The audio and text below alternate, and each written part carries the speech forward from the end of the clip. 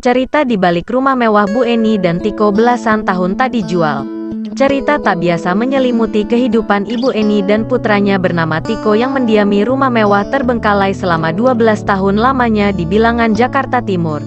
Kisah Ibu Eni dan Tiko mulanya viral di media sosial hingga mendapat bantuan dari Damkar. Diketahui Ibu Eni telah mengalami depresi selama bertahun-tahun setelah ditinggal suaminya. Ibu Eni dirawat oleh putra sematawayangnya bernama Tiko yang belakangan mendiami rumah 2 lantai itu tanpa listrik dan air dalam waktu yang cukup lama. Sosok Ibu Eni yang tinggal di rumah mewah terbengkalai bersama putranya, Tiko, dikenal baik. Sebelum depresi, Eni dikenal punya interaksi sosial tinggi. Selain baik, Eni dikenal bukan orang yang tertutup. Eni, kata Fadli, punya interaksi sosial yang tinggi. Baik dia, kata salah seorang tetangga bernama Fadli Haryadi. Sosok Eni dan suaminya juga merupakan golongan keluarga mampu. Menurut Fadli, Eni dan suaminya bekerja di Departemen Keuangan. Gelarnya Ibu Eni, D.R.A. Ibu Eni itu kalau nggak salah kerja sama dengan suaminya. Namun kondisi Eni berubah drastis sejak ia ditinggal suaminya. Tak hanya berpengaruh dalam kondisi keuangan, faktor tersebut juga membuat kesehatan Eni memburuk. Sejak ditinggal itu baru mulai kesulitan, kata dia. Eni, kata Fadli, juga sempat dijenguk oleh keluarganya. Menurutnya, ada mobil berplat luar kota yang sempat datang ke rumah terbengkalai tersebut beberapa tahun silam. Sebenarnya kalau saya tahunya ada keluarganya yang pernah datang ke sini. Mungkin setahun 2 tahun lalu. Nggak tahu siapa. Kalau lihat pelatnya, itu daerah Pelat Jawa Timur, kata dia. Nah, itu nitipin uang untuk Tiko. 2 tahun yang lalu mungkin. Gitulah ceritanya, imbuhnya.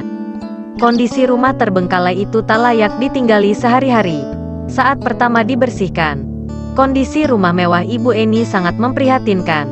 Sangat prihatin, kata Ketua Grup Zona 6 Petugas Penanganan Prasarana Sarana Umum, PPSU, Cakung, Usman Al-Latif, saat ditemui di rumah Bu Eni, Cakung, Jakarta Timur. Latif mengatakan aroma tidak sedap juga melingkupi rumah tersebut. Ada sih, aroma tidak sedap, bau kayak rumah yang lama ditinggal, ujarnya. Latif menambahkan, dari sekian ruangan, kondisi yang paling berantakan adalah dapur. Selain itu, ada juga tumbuhan liar yang berada di rumah tersebut. Dapur parah, berserakan. Barang-barangnya sekarang udah bersih. Rumput sama pohon di depan rumah, katanya. Warga bantu uang sembako sebelum viral kisah Ibu Eni dan putranya bernama Tiko tinggal di rumah mewah yang terbengkalai menyedot perhatian publik. Sebelum cerita tersebut viral, para tetangga memberikan bantuan berupa uang hingga sembako. Saya berusaha dengan warga. Waktu itu saya dan Tiko berusaha minta bantuan setiap rumah-rumah. Saya nggak enak dengan warga, akhirnya saya inisiatif dengan ibu-ibu arisan PKK untuk memberikan sumbangan setiap minggu. Kita urunan, kata Bu RT. Bantuan tersebut, kata Ina, berupa uang untuk kehidupan Tiko dan Bu Eni selama 1 pekan. Ina tak merinci kapan bantuan tersebut diberikan, namun bantuan itu diberikan saat Tiko masih berumur kurang dari 17 tahun. Iya, dalam bentuk uang waktu itu. Kehidupan dia selama seminggu kita kasih, kata dia. Waktu itu umurnya belum 17. Kita membantu saja. Yang penting ada uang untuk hari-hari, imbuhnya. Kendati demikian, bantuan tersebut kemudian di-stop. Warga merasa Tiko harus hidup mandiri. Warga akhirnya sepakat untuk mempekerjakan Tiko sebagai petugas keamanan di perumahan tersebut. Lama-lama kita tidak mau Tiko seperti itu. Kalau mengandalkan kita terus, takutnya dia malas. Akhirnya Pak RT mengajak untuk bekerja sebagai security, paparnya. Selain uang tunai, warga membantu dengan memberikan sembako kepada keluarga Bu Eni. Bantuan yang disalurkan tersebut didapat dari beberapa pihak. Kalau bantuan yang lain seperti santunan kayak yatim dan duafa kita selalu cantumkan Tiko dan mamanya, aku dia. Dari sekolahnya, Tiko juga selalu didaftarkan. Karena dulu dia anak didik di sini.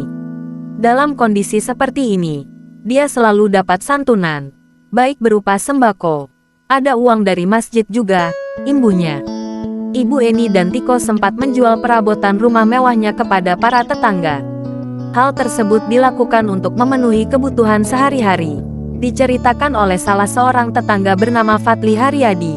Ibu Eni menjual perabotannya lewat sepucuk surat yang disampaikan kepada tetangga. Jadi gini, dia bawa surat, nulis nota, "Assalamualaikum Ibu Haji, ini saya butuh beras. Saya mau jual pot." Terus ya sudah, dibantu, kata Fatli. Jadi Tiko bawa pot ke rumah, bawa gorden di rumah dijual. Barang-barang dari rumahnya, imbuhnya. Fatli tak merinci tahun pasti kejadian tersebut. Namun, menurutnya, saat itu Tiko masih duduk di bangku sekolah dasar SD. Saat itu mungkin Tiko masih SD mau SMP. Ya sudah, kita bantu. Tapi nggak ke semua warga. Hanya kita-kita saja yang memang dianggap dekat, tambah Fatli. Ditambahkan olehnya, warga juga sempat mendatangi rumah Ibu Eni untuk memberikan bantuan. Namun warga tak diperbolehkan masuk lantaran kondisi kejiwaan Ibu Eni makin buruk. Cuma, kalau kita nolongin langsung nih, bawain dia beras ke rumah, baru buka pintu itu, langsung diusir histeris. "Heh, dia kamu ngapain itu? Mau maling dia itu. Tapi dia nggak pernah mengganggu keluarga di sini," katanya. Itu cuma karena dia nggak ingin ada yang masuk rumah. Dan dia merasa masih mampu. Nggak mau dibantu. Kira-kira gitu secara umumnya.